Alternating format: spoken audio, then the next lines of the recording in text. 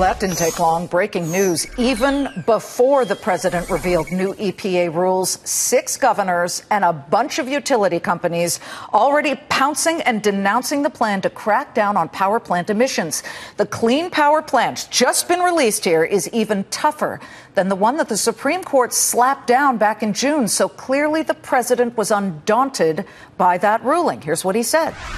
We can figure this stuff out as long as we're not lazy about it. As long as we don't take the path of least resistance.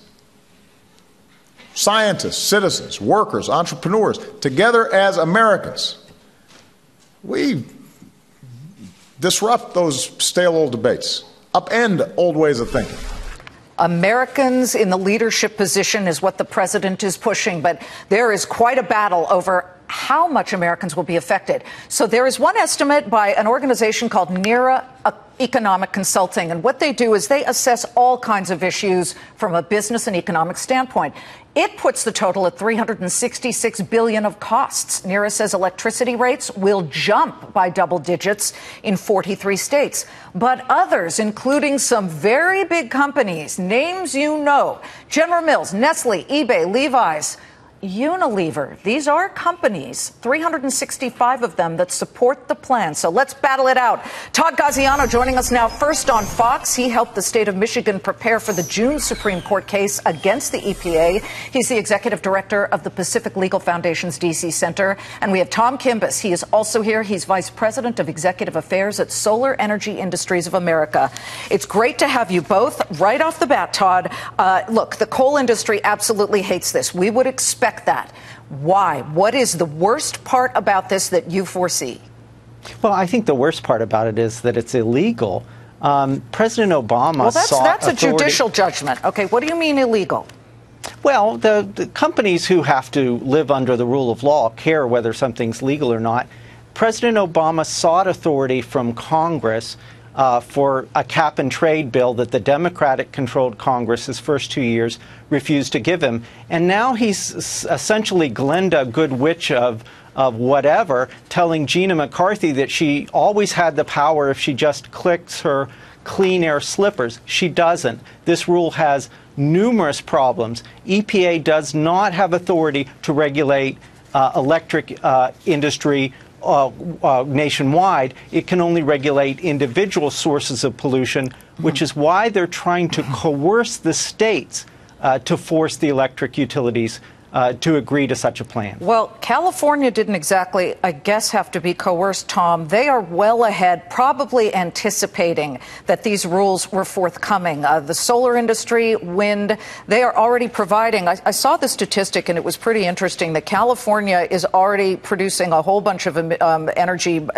bigger than most states. But can you really get coal states along? And you do have to be sympathetic to the fact that this is a nation where each state has different energy sources and utilities.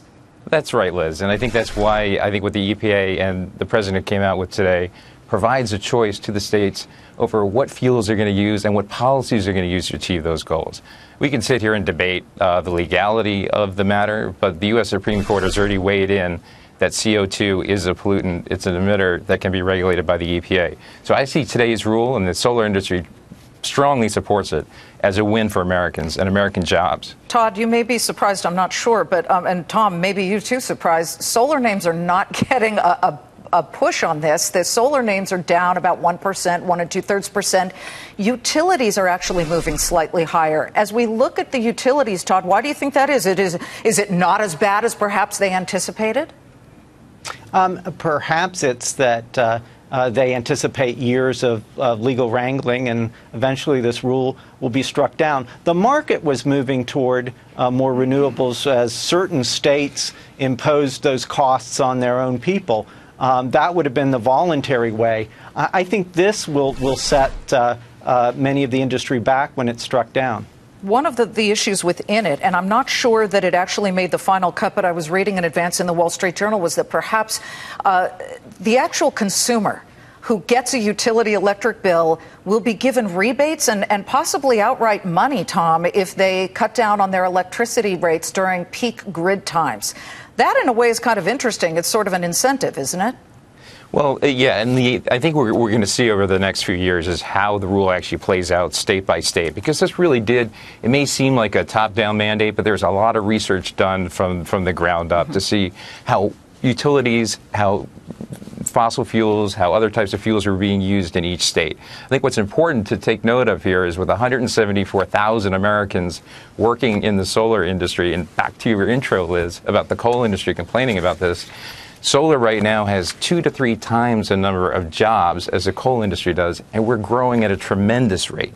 That's something that's bringing economies in all 50 states. May I also add, though, yes. you're getting government incentives. I'd like to see that industry do well by standing on its own 2 feet. Listen, the oil industry to this day gets certain incentives, but let's show you what we call a cyber scroll of a whole bunch of businesses that are actually for this, Todd. Everybody from General Mills, which is a manufacturer, Nestle as well. A lot of these are food companies, but when you look at a name that's out there like Unilever, VF Corp, they sometimes use energy, they sometimes use oil outright for some of their manufacturing.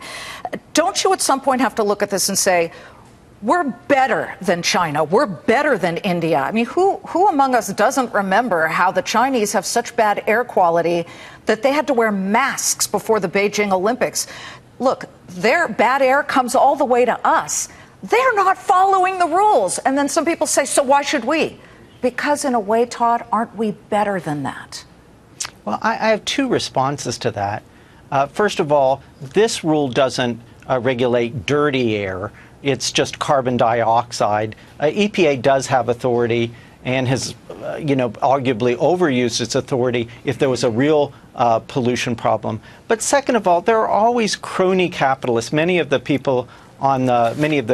companies on the list will benefit if the government forces them to buy their products. Other companies are just in the buying piece, and it's a shame because they're underserving the poorest Americans. The poorest Americans and those on fixed income are the ones who are going to be hurt the most when jobs are lost and when their electric rates are increased by 10 to 20%. That's going to be such a drag on the American economy, and America won't be able to negotiate better terms with China and India when it's already committed to such a foolish plan unilaterally. Well, it's great to have you both fair and balanced. We love to have this discussion. And again, we put up the solar ETF, which isn't exactly getting a bump. And it is interesting that a lot of the utilities, which are coal-powered, are looking pretty healthy today. Todd and Tom, thank you. And in fact, there's going to be probably judicial review on all of this, so we'll bring you back. We appreciate it. Thank you, Liz. Anytime. Thank you. We are